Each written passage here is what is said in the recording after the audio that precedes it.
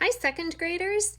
We're going to read a story today called The Wolf's Chicken Stew, and this is by Kiko Kaza.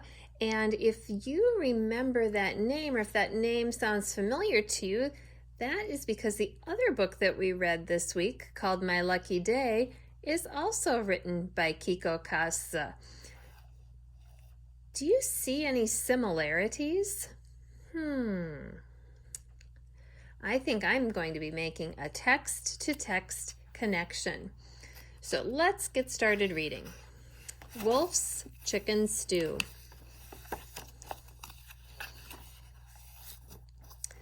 There once lived a wolf who loved to eat more than anything else in the world. As soon as he finished one meal, he began to think of the next. I wonder what he's thinking of.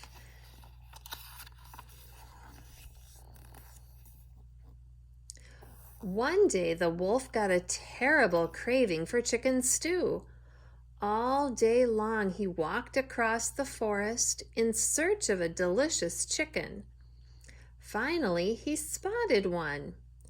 "Ah, she is just perfect for my stew," he thought. What might make her perfect for his stew?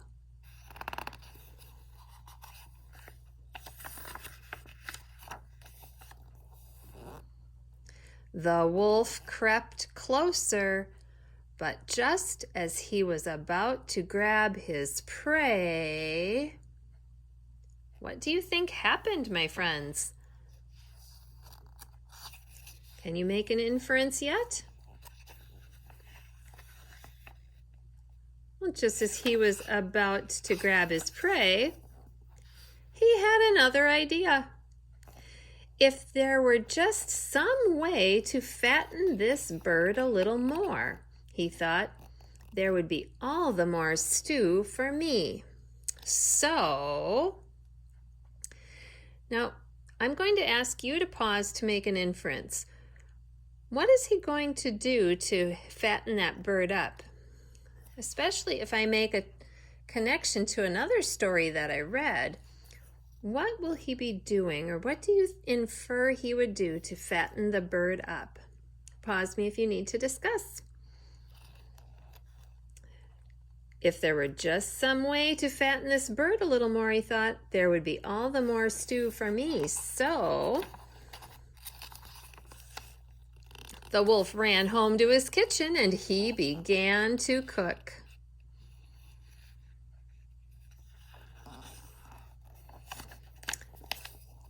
First, he made 100 scrumptious pancakes. Then, late at night, he left them on the chicken's porch. "Eat well, my pretty chicken," he cried. "Get nice and fat for my stew." Now, I would like you to realize that he's leaving them on her porch at night. Can you make an inference why he would deliver the pancakes to her porch at night? Let's continue reading. The next night, he brought 100 scrumptious donuts.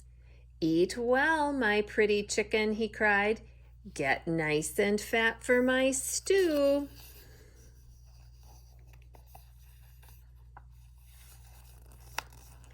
And on the next night, he brought a scrumptious cake weighing 100 pounds.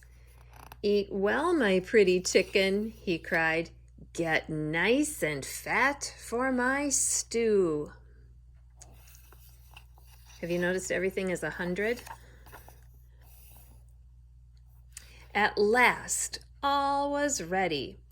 This was the night he had been waiting for.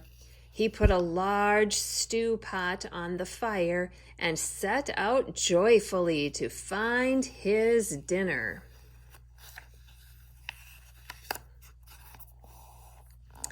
That chicken must be as fat as a balloon by now, he thought.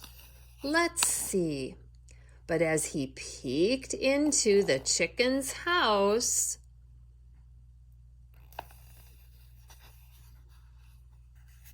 the door opened suddenly and the chicken screeched, "Oh, so it was you, Mr. Wolf." A wolf kind of looks startled, doesn't he? Oh my goodness, look at all the baby chicks. Children, children, look! The pancakes and the donuts and the scrumptious cake, they weren't from Santa Claus. All those presents were from Uncle Wolf. Do you think Wolf is going to eat the chicken now? Make an inference. So why wouldn't he eat the chicken? Look at his face. What do you think he's thinking? We'll turn the page. The baby chicks jumped all over the wolf and gave him 100 kisses. "Oh, thank you, Uncle Wolf. You're the best cook in the world." I don't think there's any way he'd be able to eat them now. I think he's kind of liking all the attention, and he's realizing that what he did was such a nice thing and they really appreciated it. Oh, look at Mr. Wolf now. Uncle Wolf didn't have chicken stew that night, but Mrs. Chicken fixed him a nice dinner anyway.